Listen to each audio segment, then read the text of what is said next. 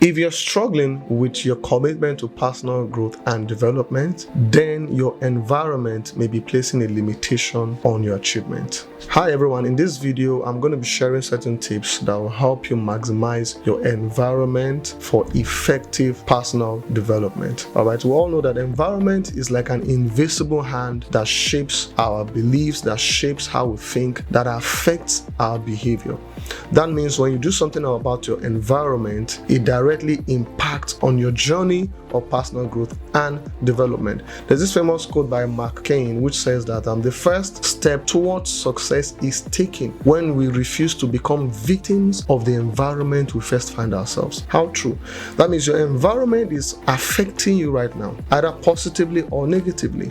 Your environment is either inhibiting your growth process, your personal development, or it is enabling it. So for you to sustain personal growth and development, you must pay attention to designing your environment. So you are either a victim of the environment you find yourself, or you are a designer of that environment. So you can choose to be a victim of your environment or choose to be an architect of your environment, because personal development thrives in a conducive environment. Growth thrives in an environment that is enabling, that supplies everything you need for you to sustain your personal development. Now, we all know that our environment plays a major limitation to some of the steps that we need to take, because growing, for example, in an environment, in a mediocre environment, is different from growing in a fast-moving environment. The environment where you find yourself is already affecting you if you're not doing something about it. There's this story I watched online about a particular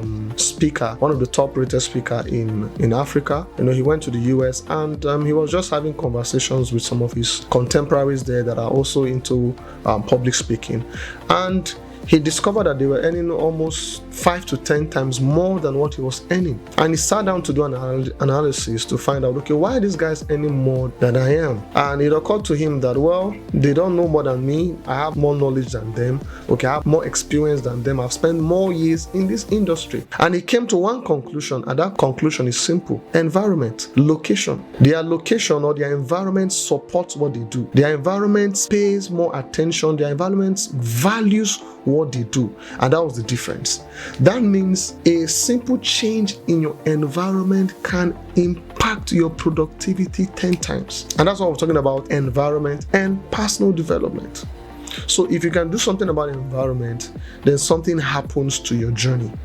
Now, when we talk about environment can mean your physical location, it can be your career, it can be your relationships, it can be your religious settings, it can even be your associations. Okay, all these will pass for what we mean by your environment. Okay, so now back to the 4 tips that I want to share about maximizing your environment for personal development. Tip number 1, you have to assess your environment. And when we're talking about assessing your environment, you want to find out, is this environment conducive for personal growth and development? Is it environment enabling for me to achieve my goals, to achieve my objectives? Because there are environments that are toxic, there are environments that are negative, there are environments that will not stimulate you mentally, there are environments that are demoralizing. So the first thing you need to do is to do an assessment of your current environment.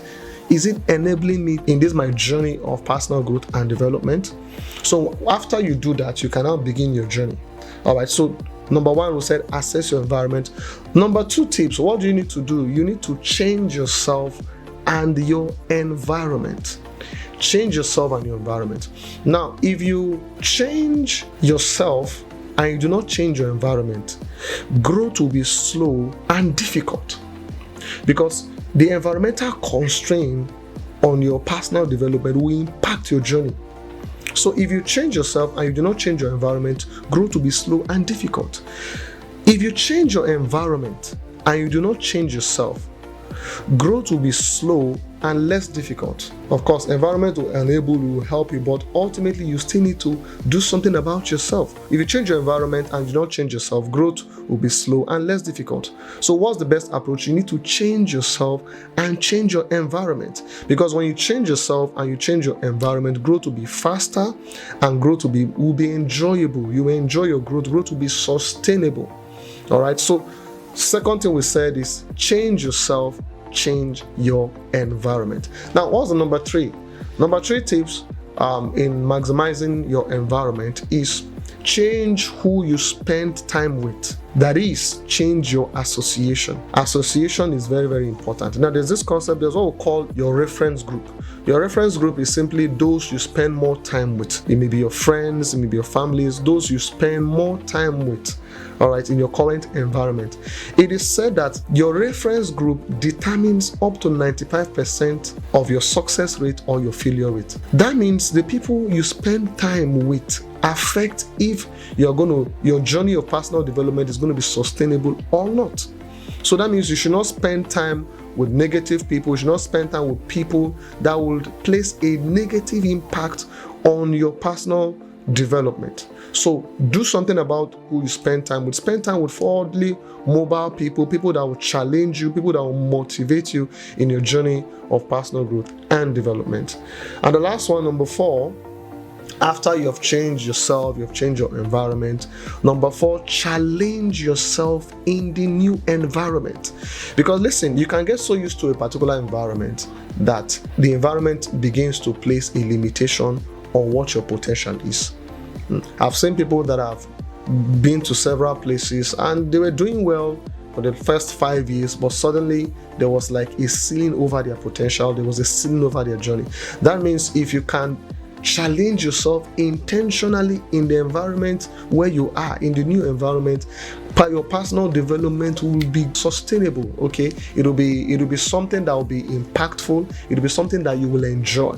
All right, so let me recap those 4 things. I said number 1, assess your environment. Number 2, change yourself, change your environment. Number 3, I said change the people you spend time with, that is your association. And number 4, challenge yourself in your new environment. Environment is an invisible hand that affects our belief system, that affects our culture, that affects how we think, that affects the actions that we take. If you are growing, it means you have done something about your environment. And you see, being intentional about designing your environment makes you not a victim of your environment. It makes the environment to serve you. It makes the environment helps you to sustain those habits that takes you on the journey of personal growth and development.